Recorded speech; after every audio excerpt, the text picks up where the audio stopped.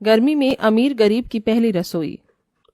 आसमान में आतिशबाजियां छोड़ी जा रही थी। एक रॉयल बड़े बैंक्वेट हॉल में शकुंतला देवी के इकलौते बेटे वैभव की शादी हो रही है। उसी के ठीक बगल में एक छोटे से बारात घर में गरीब भोलानाथ और रमा के बेटे शुभम की भी शादी चल रही थी। ओम मंगलम भगवान विष्णु मंगलम गरुड़ध्वजा मंगलम कुंडलीकाक्ष मंगलाय तनोहरि। विवाह संपन्न हुआ, दूल्हा दुल्हन अपने बड़े जनों का आशीर्वाद ले सकते हैं। जी पंडित जी। मंडप की वेदी से उठकर रीता और शुभम आशीर्वाद लेते हैं। खुश रहो मेरे बच्चों, भगवान तुम दोनों की जोड़ी बनाए रखे। माँ शादी तो हो गई, अब हम सबको फोटो नहीं खिंचवानी क्या? कैमरे वाले तो कहीं है ही नहीं। वो इसलिए क्योंकि हमने कैमरा वाला बुक नहीं किया था बिटिया। तूने तो सब कुछ देखा है, कैसे कैसे हमने तेरे बड़े भैया की शादी करी है। बड़ी मुश्किल से तो 50,000 रुपए में इतना छोटा सा बारात घर हुआ था। तभी रीता का 15-16 साल का देवर मुकेश अपने दोनों हाथों में 2 डोंगे भरकर मिठाई लाता है। अरे आप लोगों को खाना नहीं है क्या? देखिए सब बारात वाले कैसे हबड़ करके खा रहे हैं। कहीं खाना खत्म हो गया तो ठेंगा मिलेगा।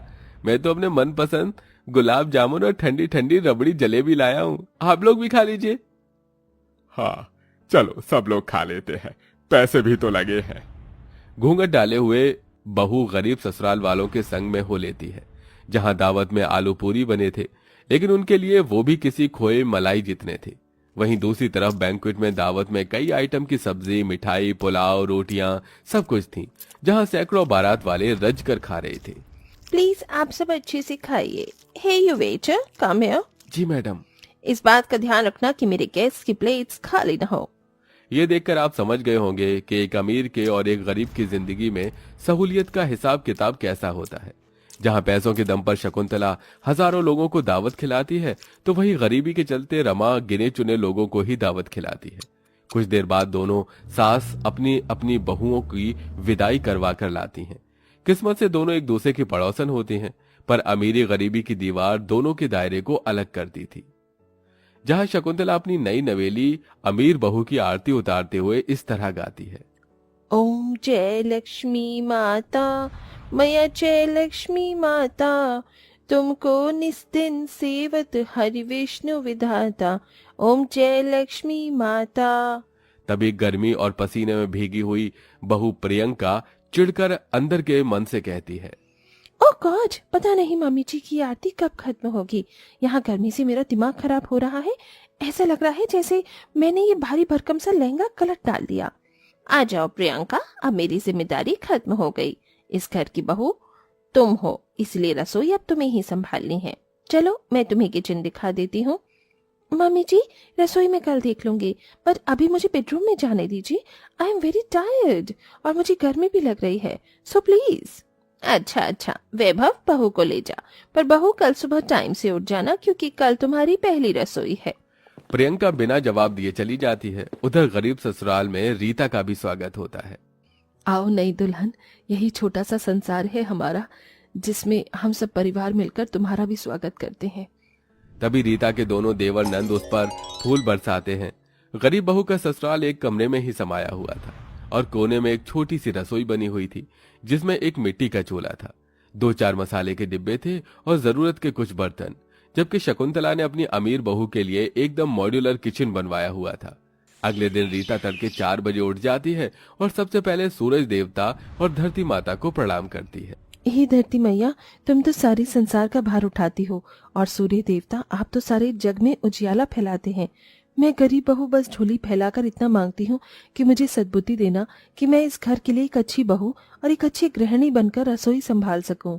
पूरे घर आंगन को साफ सुथरा करके चूल्हा लीप कर रीता नहा धोकर रसोई में आती है। प्रणाम माँ जी। सदा सुहागन रहो बहू। माँ जी बता दीजिए पहली रसोई में क्या बनाना है।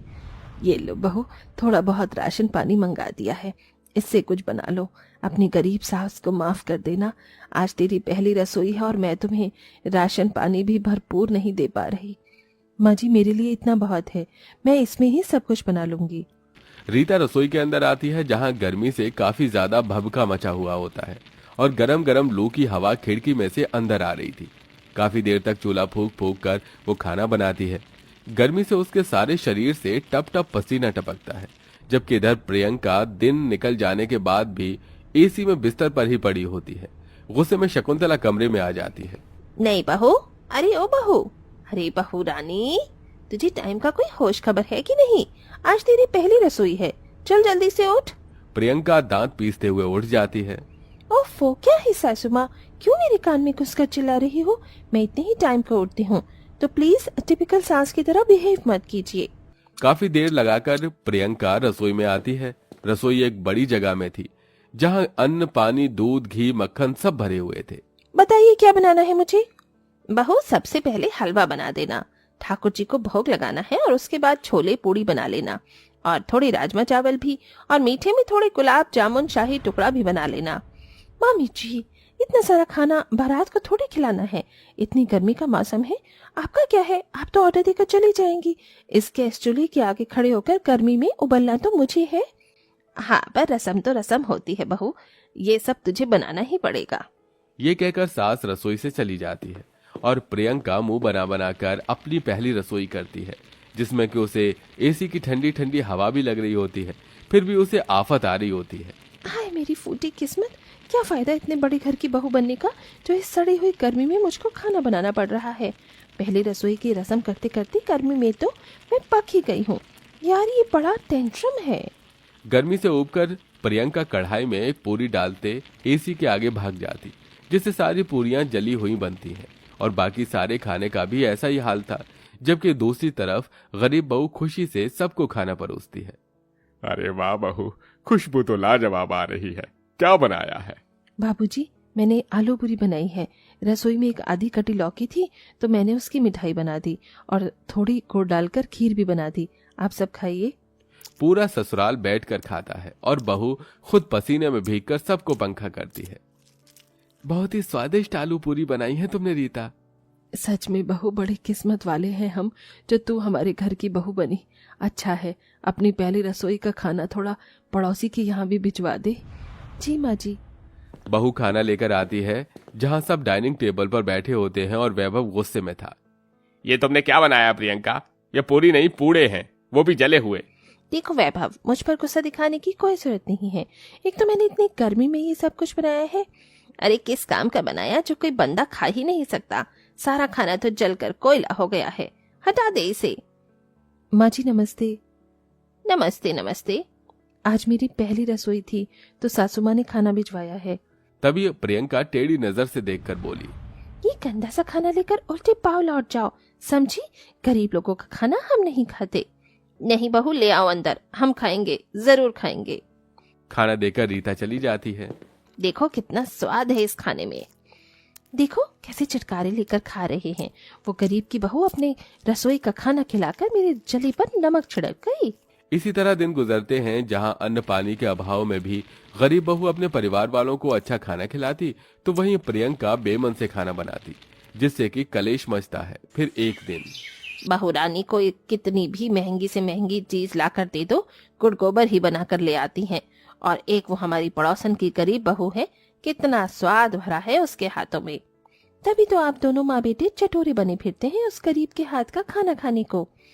अब जब तुझे हर चीज देने के बाद भी तुझे अच्छा नहीं खाना बनाना आता, तो हम अपने पेट पर ताला थोड़ी लगा लेंगे। इतने में खुशी खुशी मन से रीता खीर लेके आती है। काकी माँ, मैंने थोड़ी खीर बनाई थी, तो आपके लिए भी लाई हूँ। तभी गुस्से में भड़की हुई प्रियंका उसे सुनाने लग जाती है। 2 कौड़े के करीब तूने ही मेरी इमेज खराब की हुई है। जब देखो मेरे घर परिवार में आग लगाने आ जाती है। प्रियंका भाभी, आप ऐसा क्यों कह रही हैं? मैं तो बस खबरदार जो मुझसे रिश्ता लगाया, और ये आंसू बहा के मत दिखा। प्रियंका सारी खीर जमीन पर गिरा देती है। तभी शकुंतला उसे जोर से डांटती है। बस बहू बस, तू कहीं का गुस्सा कहीं मत निकाल। तूने आज अन्न का अपमान किया है। जानती है इस गरीब इसे कमाने के लिए क्या कुछ नहीं करते। अगर तुझे इसकी कीमत पता होती तो ऐसे ना करती। प्रियंका चुपचाप खड़ी अपनी सास की बातें सुनती है। माँ जी जाने दीजिए। और प्रियंका जी, मैं तो बस अपना परिवार मानकर यहाँ कुछ भी देने चली आती थी, पर आइंदा नहीं आऊंगी। रीता को जाते देखकर प्रियंका उससे रोकती है। रीता, मुझे माफ कर दो। मेरे परिवार को तुम्हारे हाथ का खाना पसंद है। शायद यही बात मुझे हजम नहीं हुई, पर क्या तुम मुझे अपने जैसा खाना बनाना सिखाओगी? जी जरूर सिखाऊंगी। आखिर में प्रियंका पूरे दिल से सब कुछ सीखती है और अब दोनों बहुएं अपनी अपनी रसोई में अच्छा खाना बनाती हैं और प्यार मोहब्बत से रहने लगती हैं।